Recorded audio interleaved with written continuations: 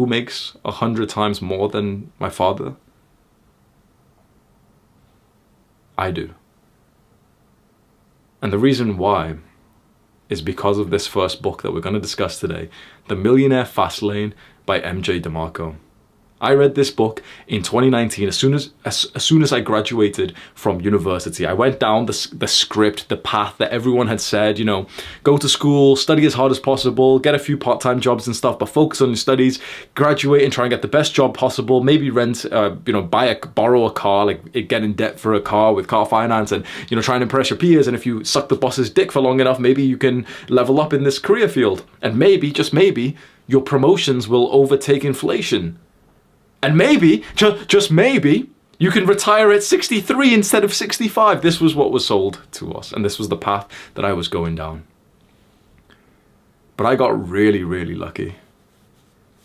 Because just after I graduated from university, I stumbled upon this book, which is an absolute goldmine, and it is genuinely the reason why I'm here today. The Millionaire Fastlane by MJ DeMarco. I'm going to summarize it for you. It taught me that there are 3 paths to wealth. There is the sidewalk, the slow lane, and the fast lane. And you need to determine which one you want to be in. The sidewalk is kind of like full of the bumbling idiots that you know. Probably kind of like the guys who smoke weed, who drink. They're making pretty much no progress to financial goals. They're buying the newest branded clothing instead of just wearing a bathrobe. They're spending their paychecks on weed and delivery, and they make pretty much no money, 700 or however much it is. And they've got no goals, no ambitions. They daydream. You can probably think of people who are like this, who are on the sidewalk. The slow lane is the person who follows the script. The slow lane is the person who's better than the sidewalker. This is the person who reinvests, who saves money, who puts it into their pension. This is the good boy, the person who realized the script 50 years ago and really wanted to do well in that life. This is the person who tells you to go to university, get a good job and suck the boss's dick, and maybe after, you can retire at 62 instead of 65. This is the person who reinvests in all this stuff. And he makes some progress. He's got some goals. He makes 27K a year, which is respectable. And he might hit his finance goals when he's 60 years old. Good boy. White picket fence, 2 children. They can only afford 1 right now. His wife has to work full time. His wife has to work a few weeks after giving birth. Good boy. You're getting fucked by the system. These are also the same people who often complain about entrepreneurs and say that what I'm saying here sounds offensive. I'm on their side. Because if you're a slow laner, if your parents are slow laners, I sound like some dick right now. But let me just tell you about the fast lane. And I am not the professional in this whatsoever, but I'm just I was a kid. I was a drunk kid who ended up discovering this. And the fast lane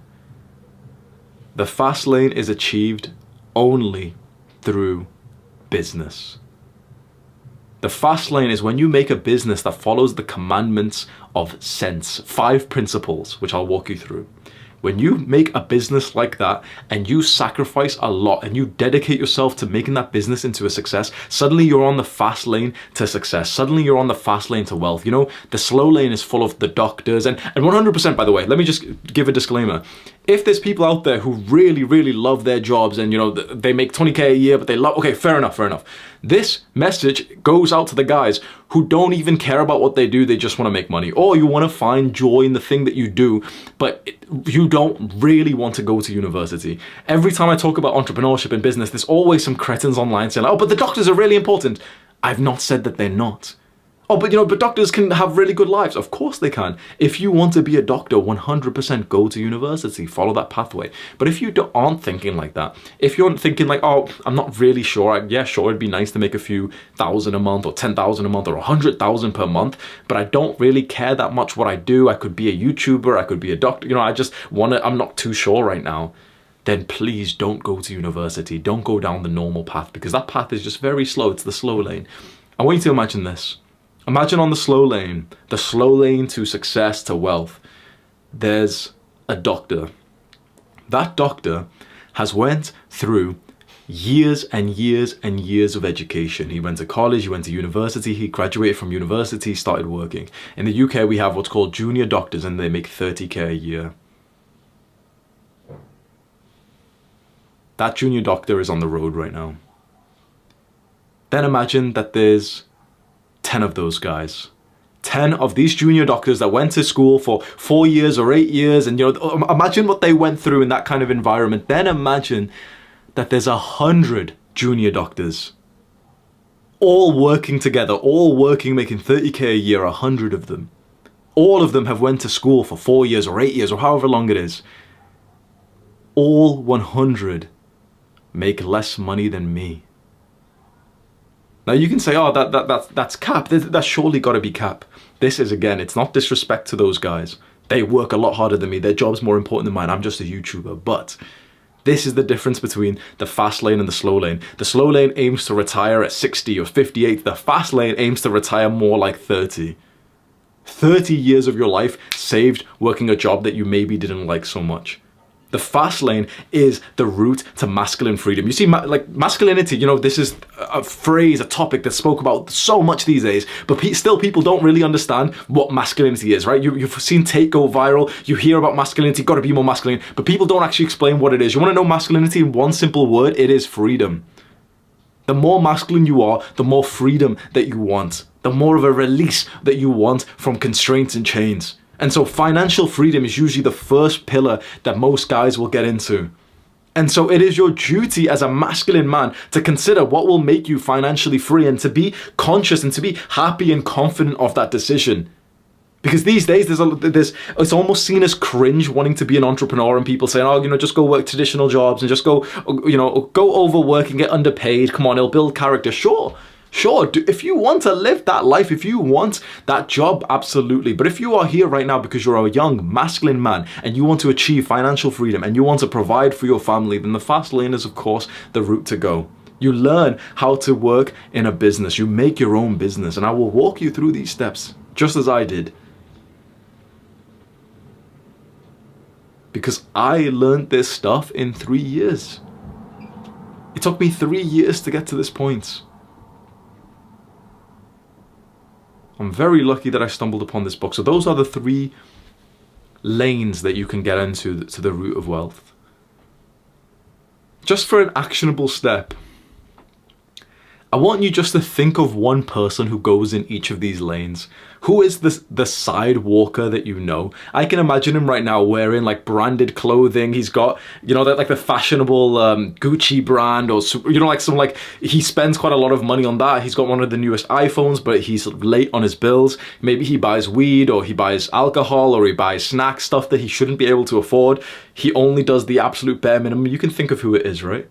Now pick someone for your slow laner. Who is like this person who only goes to the route that the Matrix wants them to go down? The good boy, they're working really hard. And we've got a little bit of respect for these guys. The slow laner is a lot better than the side walker is a complete degenerate. Slow laner is like a hard-working guy who's in school right now, and we've got still respect for him. He's got some good character traits. It's just education and exposure that these guys lack. Who is your side walker? Who is your slow laner? I can imagine, for example, my brother, my father. I can imagine some guys that I went to university with. These are the guys who have listened to the system's message. They just worked as hard as possible, and they went to school or whatever. Do you know any fast laners? What comes to mind for me is Andrew Tate, myself, E-Man, MJ DeMarco himself, the author of this book, Ali Abdaal, Andrew Kirby. I know all these young guys who are literally younger than 30, and they're all millionaires. Now that you have like your characters, your people for each 3, and you don't have to say this out loud, you don't have to be this asshole who tells, don't text your friend, oh, by the way, you're the sidewalker, haha, here's Hamza's video. Now that you know which person, just ask yourself truly, which person do you want to be more like when it comes to building wealth? Just choose. So how do you become a fast laner? There's a few principles to the kind of business that you need to build that will make you into a millionaire fast laner. There's 5, and they are: sense. Control, entry, need, time, and scale. Let me walk you through them. Control is whether or not you have control of the business and also the livelihood of it. If there's something with high control, a business with high control, that means that there's no one entity that can fuck you. If there's a business with low control, that means that there is some kind of entity, company, client who can ruin your life. What do you think YouTube is? Answer this right now. As a YouTuber, do I have high control or low control over my business? High or low? It's low, right? Because YouTube as a company can just ban me and they've shown that they will do this. So I have low control over my business. That's a bad thing. Then there is entry. Entry refers to how hard it is to enter this business. Is it super hard, which means that there's kind of like a moat around your business? You remember what a moat is in like history class? Like there'll be a castle and there'll be a moat which is dug out and filled with water or spikes or alligators, and that way it's like a defensive ring around your business. Entry is a moat. How hard is it to enter your business? As a YouTuber, how hard is it for another guy to just start making YouTube videos? Very easy. So in this case, we'll say that's a low entry, like it's a bad level of entry. How about need? How much of a need is there for this business? Think about the thing that you want to get into, or maybe YouTube. How much of a need is there? How much value are you providing? What level of pain points are there in the business or the market that you're getting into? Need is all about just how many people want to buy the thing that you're about to produce. For a YouTuber, it's very mixed. You might think, oh, it's a low need. For example, a doctor, we could say, is a really high need, really in demand. YouTuber, in a weird way, it's a medium to high need because of how much the demand is of people who watch YouTube or content or social media or TikTok, for example. You wouldn't think that a TikToker is needed, but there kind of is because the demand is there. And let's say with YouTube, this advice which I give out is very needed. So I wouldn't say that YouTube is low need, even if it's something that's a little bit pathetic, like an entertainment YouTuber who does these challenges of, you know, like the I tried doing this and, you know, Mr. Beast style thing. You can still say that's a high need because people are still watching that, because people need to be entertained. Of course, they should probably get educated instead, but we can say that's relatively high need. Then time. And this is the one that most people actually know about. You want a business that's detached from your time so that your time has leverage. As a YouTuber, do I have a good use of time in this business? Is it detached from my time? Yes, I can make a video, and a video from 2 years ago is still making me money today. Awesome, there's high leverage on my time. For a doctor, for example, does he have high leverage on his time? Not at all. He can only work for 12 hours a day. He can't produce something that kind of does, you know, the work for him, whereas the content does, like the video does the work for me. So he's got low usage of his time. And then finally, scale. Can you scale? Can you help or give value to hundreds or thousands or millions of people at once? As a YouTuber, you can. As a doctor, you can't. So these are just some examples. So sense, it's very interesting and it's very worthwhile for you to almost write down, if you wanted to do this, write down the letter CENTS and whatever business model you're thinking, put it against sense. Now, it does not need to be totally that every single one is checked off. For example, as a YouTuber, most of them aren't checked off. But it's just something to guide you into making a business decision.